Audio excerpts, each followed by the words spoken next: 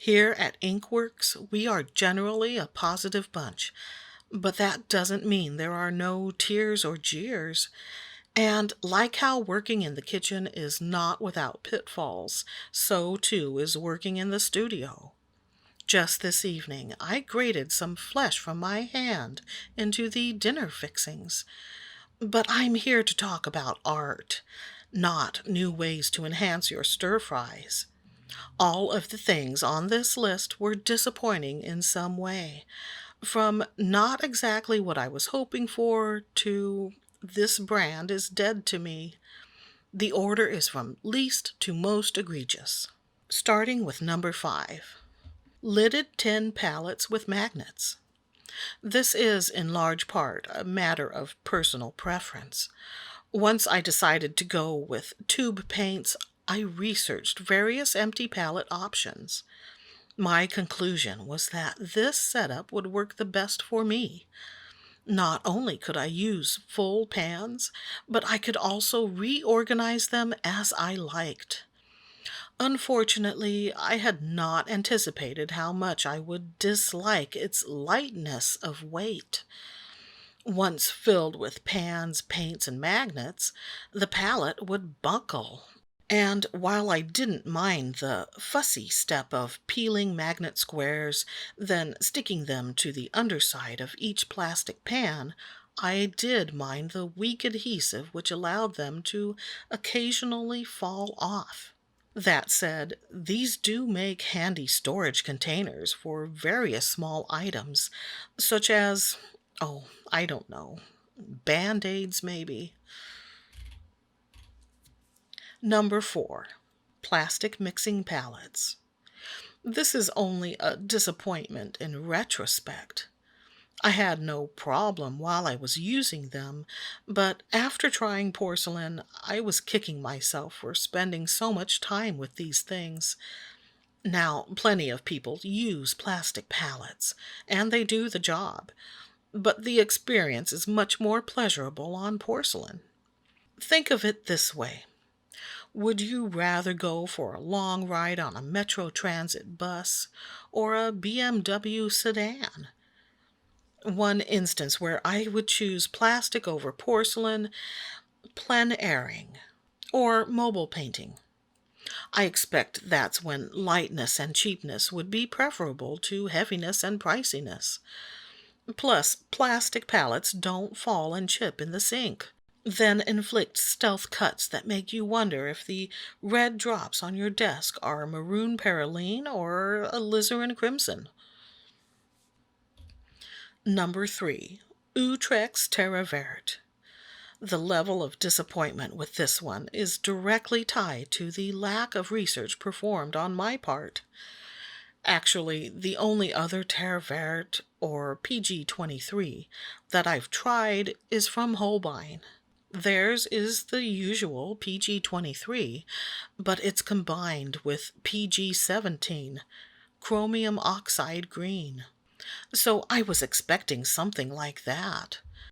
When I expressed my confusion during the initial swatching, a couple of knowledgeable viewers kindly enlightened me as to the nature of PG-23, which is far from opaque or vibrant.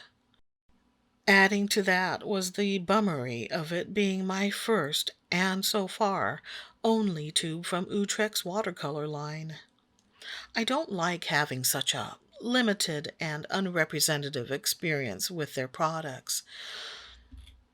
But as far as art supplies go, I've spread myself too thin, and sampling more colors from Utrecht is not part of the budget at this time. You can see how much effort it took to get a little bit of color from that shard. And with the accidents happening here lately, the fewer sharp items lying around, the better. I'm guessing that a more skilled painter could make use of subtle pigments such as this, but I find it too aggravating to deal with. Life's too short to spend scrubbing at a paint pebble. Number 2.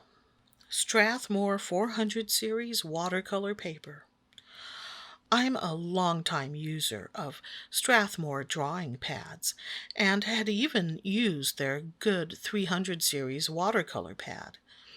So I was not expecting to be thrown for a loop over their so called better 400 series. And I wasn't simply disappointed, I was upset. The brass to label something as better when it doesn't even reach the level of good colors my opinion of Strathmore even now.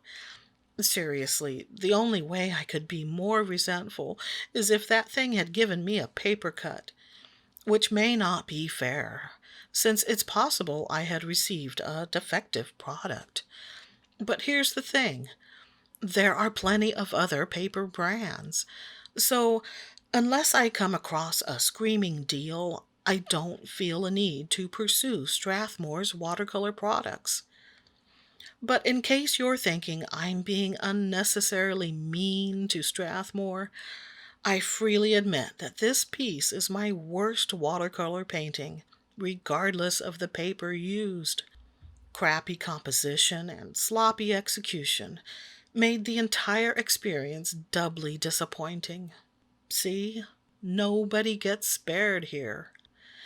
And in the number one spot of most disappointing watercolor things, yeah, it was tempting to put the Daniel Smith PR department here, but no, it's this Artist Loft paint set.